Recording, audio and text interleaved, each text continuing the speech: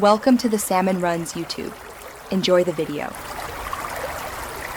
In this video, I will explain how to set up a Notion calendar. First, let's get started by opening Notion and creating a brand new page.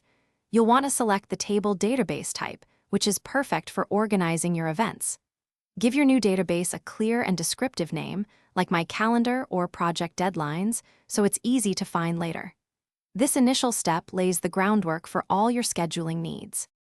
Now that your database is ready, let's add some crucial properties to make your calendar functional. The date property is essential for setting specific times and ranges for your events.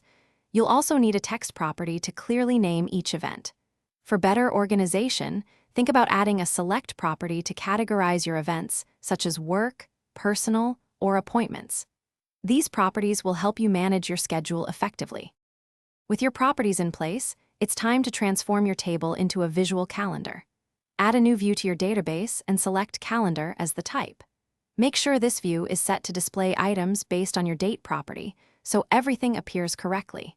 You can also customize which properties are visible on each calendar card, allowing you to see key details at a glance without opening the full entry. This view provides a clear overview of your schedule.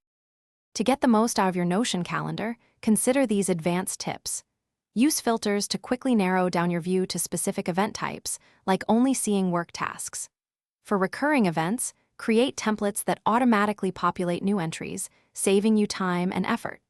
Finally, link your calendar database to other relevant Notion pages, integrating your schedule seamlessly into your broader workspace. These features enhance your productivity and organization.